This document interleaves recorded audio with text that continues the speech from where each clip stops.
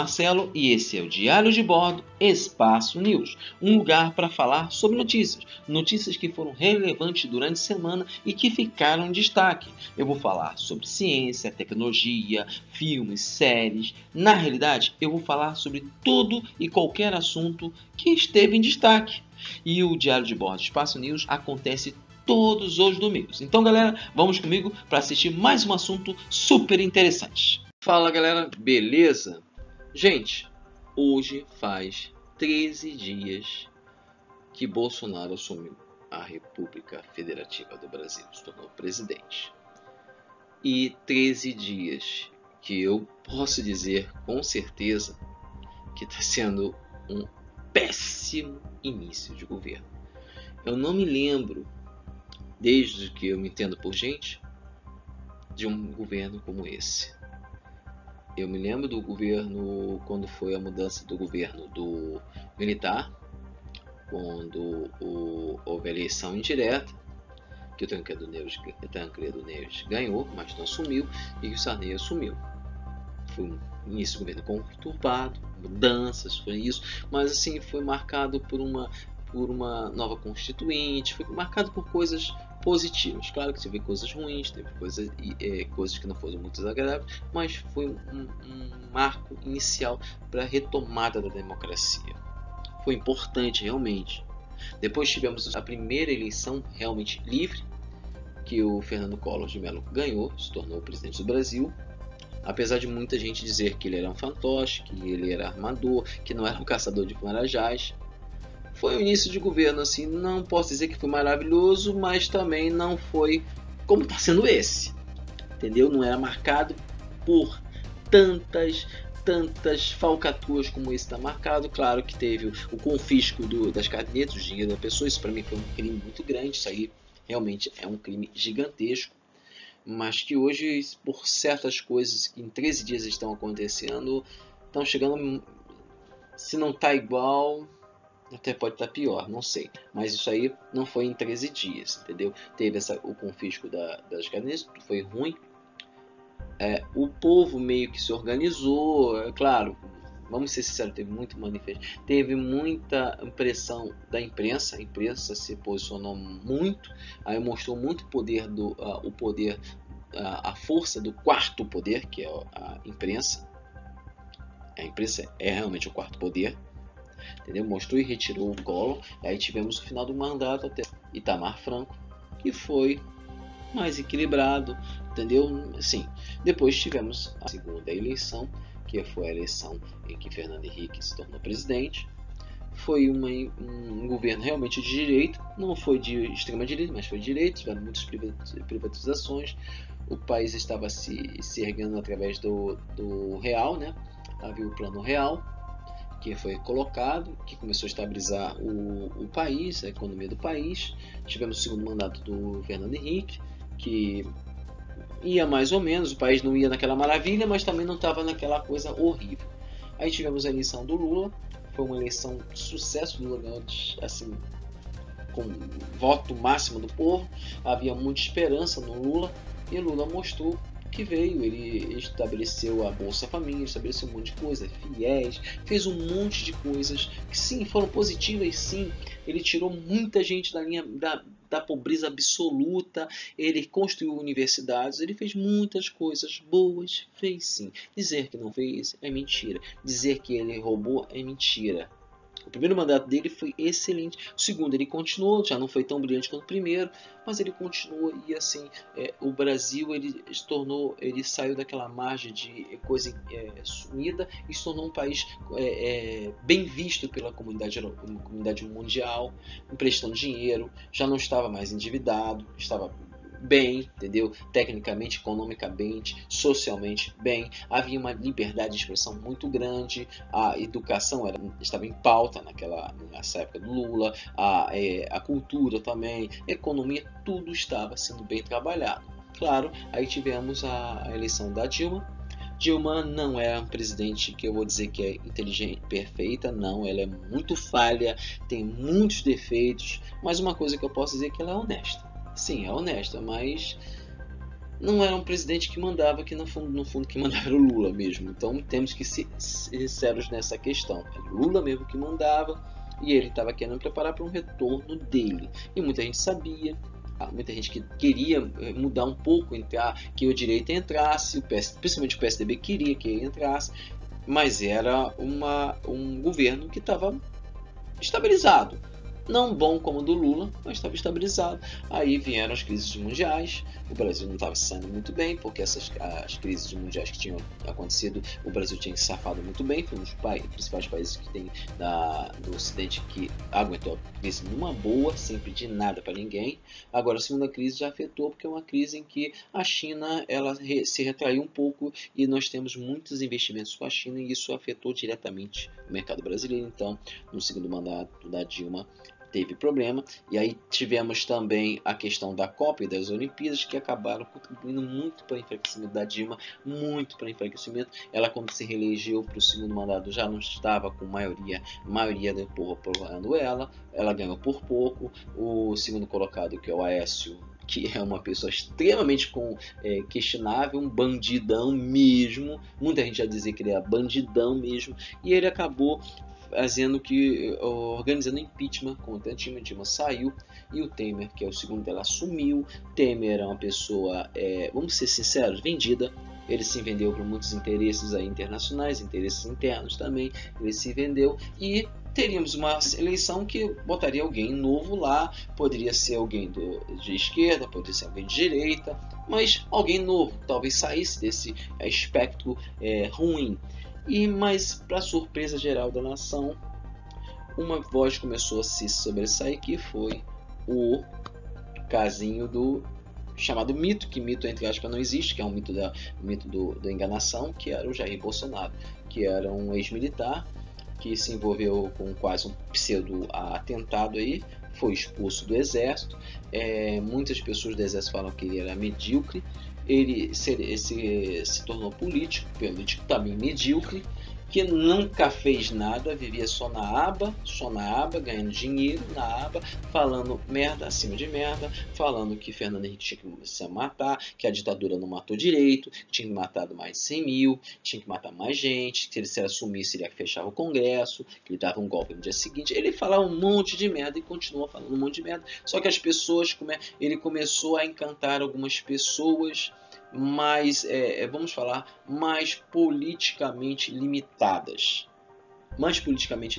intelectualmente limitadas mesmo, que começaram a bater palma para ele, que estavam cheios de preconceito, racista, preconceituoso contra a mulher, preconceituoso contra homossexuais, religioso, cego. Começou a encantar essas pessoas, e essas pessoas começaram a dar ouvido para esse homem. Ele começou a crescer, pessoas de segmento econômico começaram a dar a ajuda para ele. E o que aconteceu?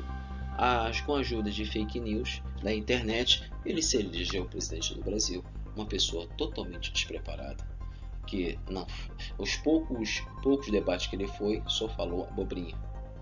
Não tinha plano de governo nenhum, tinha umas poucas besteiras que ele expõe como plano de governo. Ele ganhou, sendo que ele foi para o segundo turno com um candidato. Não foi nenhum debate.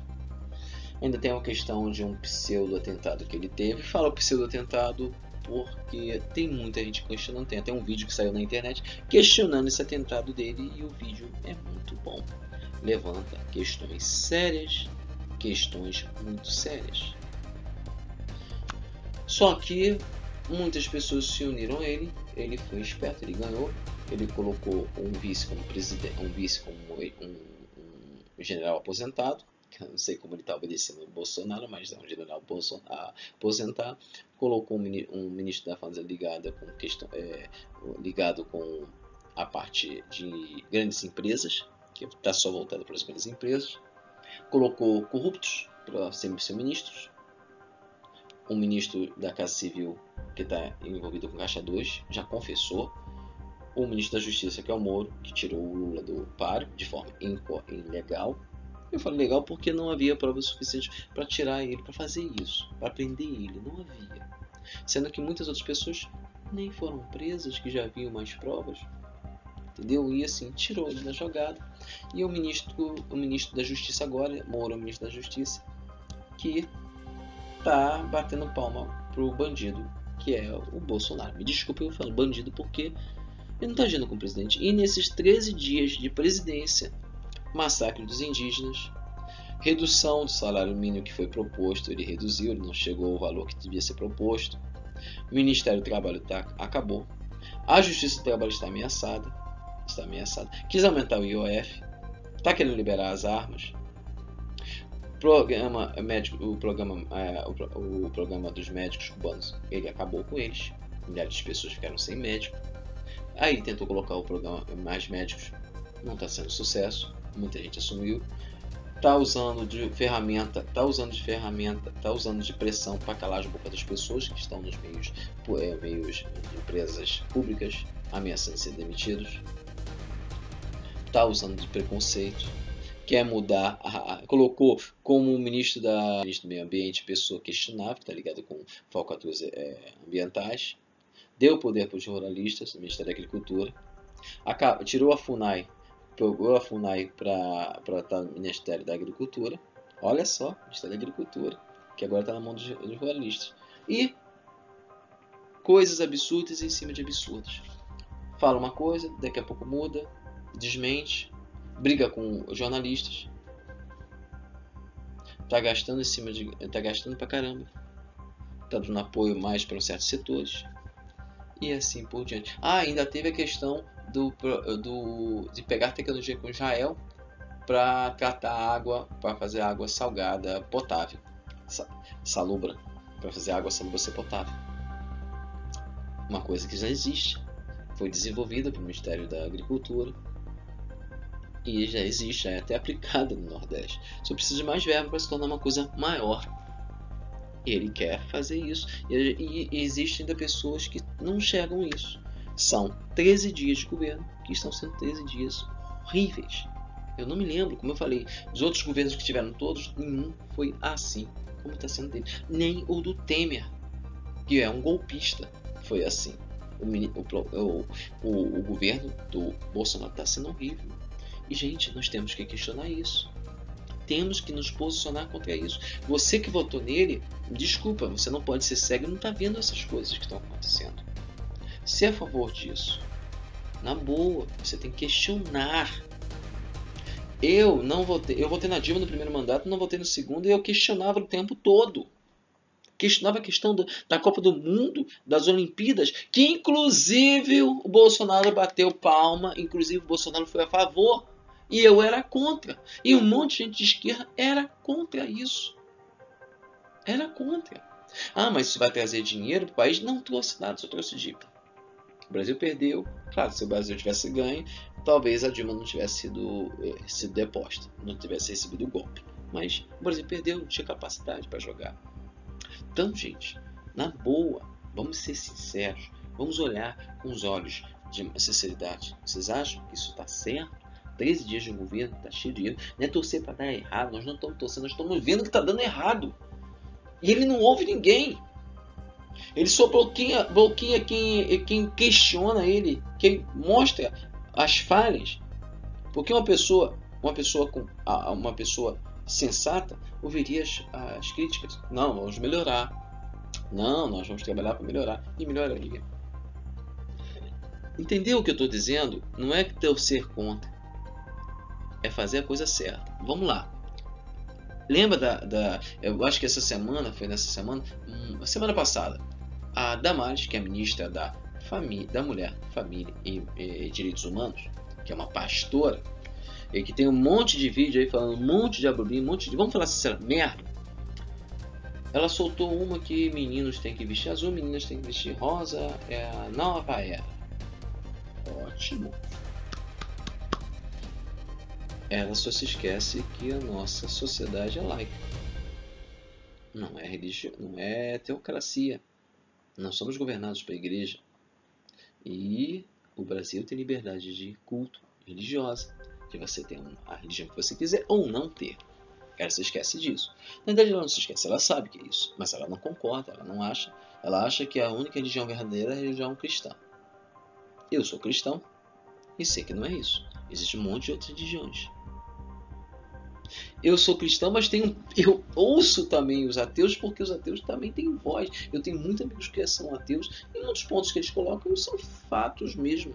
Apesar de eu ser cristão, eu seguir Jesus Cristo, porque eu gosto das palavras e ensinamentos de Jesus Cristo, são ensinamentos bons. Eu não vejo como uma coisa fantasiosa, eu vejo uma coisa diferente. Mas eu sou cristão e eu vejo dessa forma. Eu sou cristão e eu vejo dessa forma. Eu vejo que as pessoas têm direito a acreditar no que quiserem. Porque os ensinamentos de Cristo, ele nunca forçou ninguém a acreditar. Ele só dava a palavra, a pessoa ouvia. Se sentisse vontade, desistia, a pessoa seguia ele. Nunca forçou. Você tem que seguir. Pronto. Se você não seguir, você vai para o inferno. Pronto. E pessoas como Damares são assim. Por que são?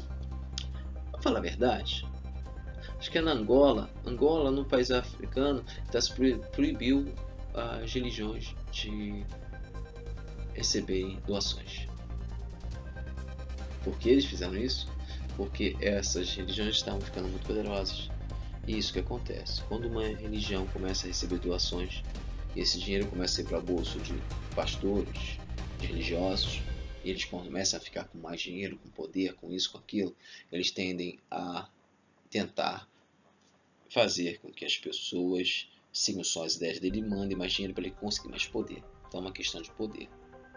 Então é uma questão muito complexa de poderio econômico em cima dessas pessoas. Então elas se tornam mais poderosas. E aí o que acontece? Bolsonaro foi apoiado por um segmento evangélico da Universal, que tem uma emissora de televisão, a Rede Record, e várias outras coisas, ganha milhões e milhões de reais, e a outra do Malafaia, que é a Assembleia. São as duas que apoiaram o Bolsonaro. Eles têm poder econômico, poder político, eles têm deputados, senadores que são eleitos, são dessa bancada evangélica. Como a bancada regularista tem bancada evangélica. Então eles foram apoiados. E essa Damares faz parte dessa bancada evangélica. E ela é uma pessoa totalmente bitolada, louca, realmente. Muitas vezes o que ela fala parece que realmente ela acredita naquilo. E eu realmente acho que ela acredita naquilo. Que ela tem problemas lá dentro. Mas ela não é uma pessoa boazinha, não.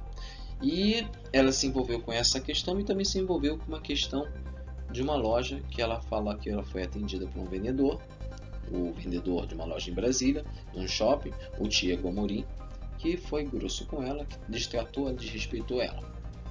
Beleza, só que ele contou a versão dele, que ela tinha ido da loja, ela segurou o pescoço dele, foi agressiva com ele, e após ela ser agressiva, ele fez essa chacota com ela, perguntou se ela era homem, se ela estava de azul, se ela era homem, menino ou menina. E ele começou a filmar. Mas ele disse que ela foi assim só depois que ela botou a mão nele e ameaçou ele, que ele pegou o celular para filmar e ela saiu fora. Mas o circuito interno de TV, o circuito interno de gravação da loja gravou. E o advogado dele entrou com uma ação na Procuradoria-Geral da República. Então, já está mostrando o nível dos ministros dele, do Bolsonaro. Os ministros que ele escolheu. Já está mostrando o nível. Que não é nem um pouco transparente. Tem a questão do Queiroz, né? Lembra da questão do Queiroz? Que é o laranja da família Bolsonaro. Que o Moro, que o Bolsonaro colocou o COAF, que estava investigando esse Queiroz, que movimentou mais de R$1 milhão durante um ano. Algo que ele não tinha nem patrimônio para fazer. Transferiu R$24 mil para a conta da primeira dama, sendo que ele ganha 20 mil no salário. Quer dizer, ele movimentou mais, ele estava sendo investigado por causa disso, e o Bolsonaro colocou o COAF na mão do Moro, tirou o presidente da COAF e colocou a investigação sobre sigilo. Então, acabou por aí. Então, cadê a transparência? Como eu falei, 13 dias de um governo que só tem feito merda. Para mim, até agora, é o pior governo dos últimos anos. Um governo que não sabe o que está fazendo. Um governo que só está fazendo erro. O que eu acho que vai acontecer? Se continuar assim, ele não dura muito. Tem pessoas que estão falando que em 2 anos ele está sendo impeachment. Eu vou ser sincero. Eu acho que em menos. Se continuar assim, em menos. Claro que ele pode se acertar, pode mudar, mas eu acho muito difícil, vendo pelo histórico do Bolsonaro, que não é uma pessoa normal, não é uma pessoa que tem uma boa capacidade, não é uma pessoa que é um político bom, nem administrador. As pessoas que estão envolvidas com ele são piores até do que os que estavam com o Temer. E o do Temer era ruim, era corrupto mesmo. Entendeu? Eu não sei o que vai acontecer. Diz a Constituição, se o governo dele em menos de 2 anos resolver impeachment, novas eleições vão ser feitas. Não sei o que vai acontecer, impeachment. Sinceramente, não sei se também o impeachment vai ser bom, mas eu acho que vai ser se essas coisas não mudarem, vai ser o caminho mais correto a seguir. Se assim tem novas eleições, o certo. Mas eu estou me adiantando, gente. Eu estou me adiantando. São 13 dias de governo, mas 13 dias que, pô, tão ruim pra caramba. Muito ruim. Muito ruim. O mundo todo tá olhando pro Brasil. Fora as coisas que ele quer fazer que são absurdas. Muito absurdas, entendeu? Bem, gente, o vídeo de hoje, o Espaço News, é para falar sobre os 13 dias do governo do Bolsonaro. Os 13 dias piores que a gente está vivendo, entendeu? Bem, galera, hoje é vídeo do Espaço News, como eu já falei. Amanhã vai ter um vídeo super legal do Espaço Tech. Então, até amanhã e tchau! Fala, galera! Voltei para pedir para vocês se inscreverem no canal Diário de Bordo, clicando aqui, ó. Super simples. Vocês clicam aqui e vão se inscrever no canal. Também aproveito para pedir para vocês darem sua opinião se gostaram ou não dos vídeos que estamos fazendo, clicando aqui, gostei ou aqui, não gostei. Sua opinião é muito importante. Também aproveito para pedir para vocês nos seguirem nas redes sociais: Facebook, Google+, Instagram e Twitter. Entre lá e acompanhe o que está acontecendo, o que rola no nosso canal. Valeu, galera! Até mais!